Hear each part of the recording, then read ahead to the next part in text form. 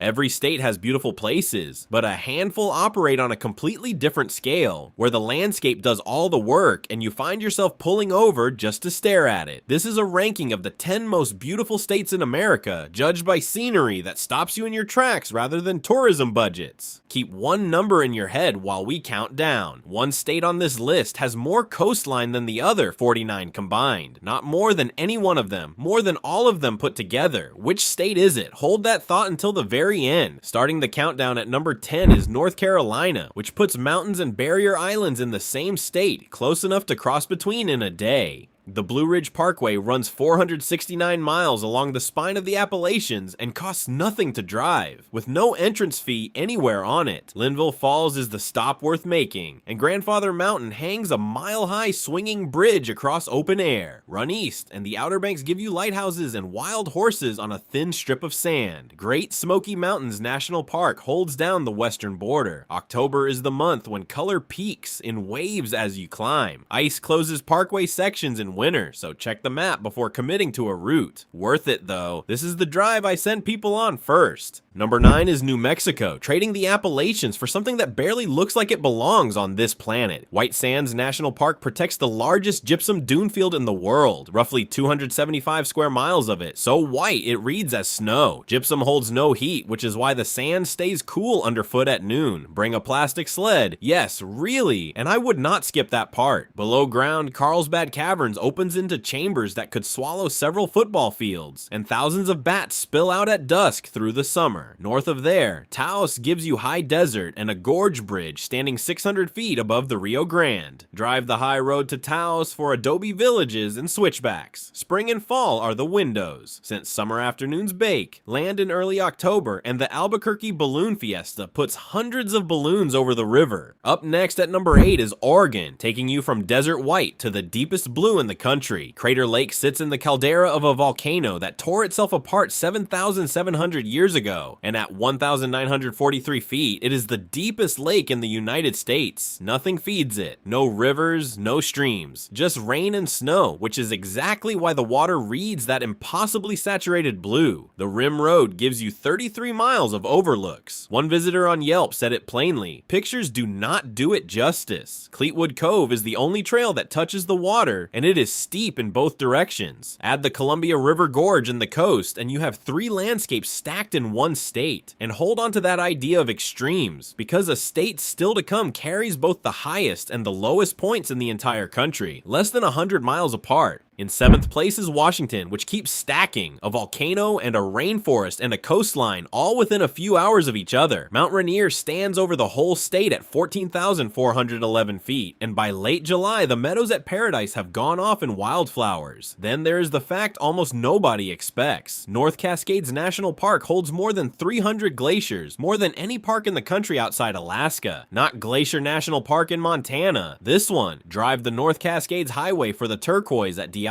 Lake, and hike the Skyline Trail at Paradise for the full volcano payoff. July and August are the dry months and the only dependable window up high. Check whether timed entry applies at Rainier before you go, because that system keeps changing. How many of these beautiful states have you visited? Count them up and let me know in the comments. 6th place goes to Colorado, which inland offers the strangest juxtaposition here. Great Sand Dunes National Park is the photograph nobody believes. 750 feet of sand piled directly against the snow-capped Sangre de Cristos. The largest dune field in the world already went by a few stops back in New Mexico. This one is not the widest, it is the tallest. Rent a sandboard, and in late spring, Medano Creek runs along the base so you can sled and splash in the same afternoon. Where else does that happen? Rocky Mountain National Park is the other draw, with Trail Ridge Road climbing above 12,000 feet. Colorado has more peaks above 14,000 feet than any other state, somewhere between 53 and 58, depending on who is counting. September is the pick for gold aspens and for the elk rut when bugling carries across the meadows at dawn. Trail Ridge closes with the first serious snow, usually in October. Breaking into the top 5 is Arizona, where the attraction is not the red rock itself, but what the light does to it. Antelope Canyon outside Page is a slot canyon narrow enough that midday sun drops through the cracks in solid beams.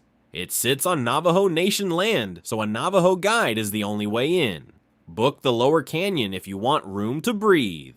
One traveler on Viator said their guide showed them the best photo spots and never rushed them, which is the opposite of what people report on the busier Upper Canyon tours. Horseshoe Bend is 10 minutes down the road, a 1,000-foot drop to the Colorado River. Monument Valley delivers the Butte test every Western was shot against. Aim for a midday slot in late spring or summer if the beams are the goal, since that is when the sun sits high enough to reach the floor. Otherwise, spring and fall, because summer here is punishing. Number 4 here is California, which holds both extremes at once and answers the question from earlier. Mount Whitney tops out at 14,505 feet, the highest point in the lower 48. Badwater Basin in Death Valley sits 282 feet below sea level, the lowest in North America. They are less than 100 miles apart. Then the Redwoods up north, the tallest living things on Earth, some of them standing over 350 feet. Add Big Sur and Yosemite, and no other state matches the range. Drive Highway 1 through Big Sur for the coastline everyone pictures. Death Valley is a winter and spring destination, full stop. The coast and the Sierra belong to summer and fall. Yosemite has run peak season entry reservations in recent years, so check before you drive up. Taking third is Wyoming, and a range that arrives without warning. The Tetons have no foothills. Nothing eases you into them. The range jumps roughly 7,000 feet straight off the valley floor, which is the entire reason Grand Teton National Park photographs the way it does. Grand Teton itself reaches 13,775 feet.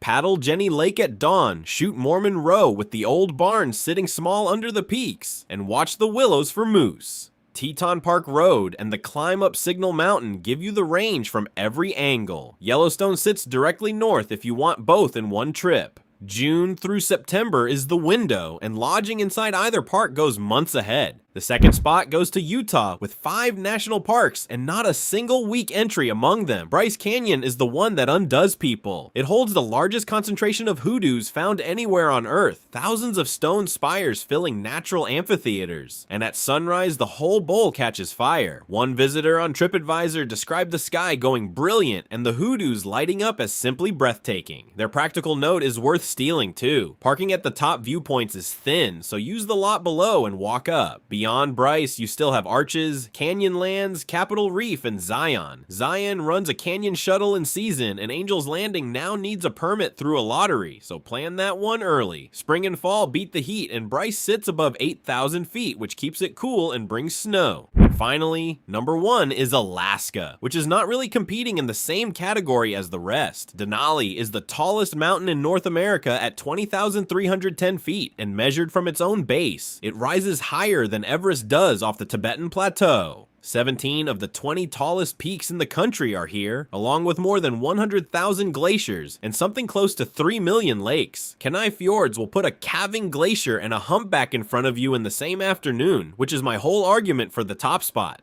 Most of Denali Park Road runs on buses rather than private cars, so you ride and watch for grizzlies and caribou instead of driving. Fair warning, the mountain spends much of its time buried in clouds, so give yourself several days if seeing it actually matters to you. One clear afternoon is luck, not a plan. That number from the top. Alaska carries roughly 6,640 miles of coastline, more than the other 49 states combined. Count every island and inlet, and the shoreline runs past 33,000 miles. One state, more edge than the rest of the country together. Summer, June through August is the season, and it is short, so book early. If you enjoyed this video, you'll love this next one.